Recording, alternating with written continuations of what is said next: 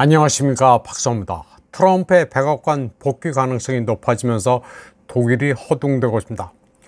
트럼프의 복귀 가능성에 대비하기 위한 특별본부가 독일 외무부에 설립됐습니다. 독일 슈피겔질은 미국의 나토 참여를 약화시키려는 트럼프의 욕구에 대한 증거가 독일의 지정학적 신뢰를 종식시킬 공포 시나리오로 보고 있다고 썼습니다. 그리고 독일은 그러한 결과를 방지하기 위해 공화당과 접촉을 시도하는 한편 미국에 알리지 않고 예방 차원에서 국방 지출을 늘리고 있다고 이 매체는 보도했습니다.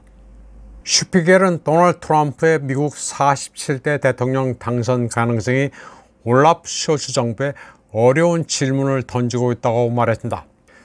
트럼프 캠프와는 접촉하고 있는지, 베를린이 새 행정부에 어떤 정치적 영향력을 미칠 수 있는지, 미국이 유럽에서 철수할 경우 이를 만회하기 위해 독일이 국방비를 3.4%, 심지어 5%를 써야 하는지 등 베를린의 우려사항이 많다고 시작했습니다. 슈피겔은 올라프 숄츠가 바이든을 자신의 가장 가까운 국제 맹우라고 여기면서 바이든 없이는 우크라이나와 관련해 거의 아무것도 하지 않는다는 사실에 주목했습니다. 그리고 숄츠의 미국 밀착은 유럽 내 불만을 키우고 있다고도 지적했습니다. 특히 프랑스인들은 숄츠에게 있어 파리와의 긴밀한 협력보다 워싱턴과의 관계가 더 중요해 보인다는 불만을 갖고 있다는 겁니다.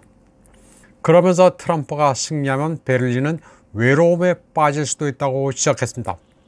슈피겔은 지난해 8월 독일 의무부에서 관료들과 학자들 사이에 대규모 회의가 열린 뒤 아날레나 베어복이 측근이 이끄는 기획본부가 설치됐다고 보도했습니다. 외무부의 모든 부서가 자기 업무 영역에서 트럼프의 승리가 가져다줄 결과를 확인하도록 요청받았습니다. 트럼프의 승리는 발칸 정치부터 대외 무역까지 모든 게 영향을 받겠지만 베를린의 가장 큰 우려는 우크라이나와 나토에 대한 지원에서 미국의 입장 변화 가능성입니다. 특히 2020년 다보스에서 있었던 폰데어 라이엔의 발언에 주목했습니다. 그녀는 유럽이 공격을 받으면 미국은 구하러 오지 않을 것이고 미국은 나토를 죽게 내버려두고 떠날 것이라고 말한 바 있습니다. 2년 전부터 트럼프를 두고 한 말입니다. 슈피겔은 나토에 대한 트럼프의 위협에 대응해 베를린이 공화당과의 접촉을 시도했다고 시작했습니다. 예를 들어 지난해 9월 베어복의 미국 방문의 상당 부분은 텍사스와 워싱턴의 공화당에 초점이 맞춰졌다고 이 매체는 말했습니다. 그러나 베어복은 나토에 관한 확실한 언지를 얻지 못했습니다. 슈피겔은 때문에 베를린이 최악의 상황을 예상한다고 말했습니다. 그 최악의 상태라는 것은 현재 상태의 나토는 더 이상 존재하지 않을 것이라는 전망입니다. 독일은 트럼프가 당선될 경우 중국에 집중할 것이며 유럽에 대한 지원을 제한할 것으로 예측하고 있습니다. 슈피겔은 트럼프를 만족시키려면 국방비 지출을 2%가 아니라 3에서 5%는 돼야 한다고 썼습니다.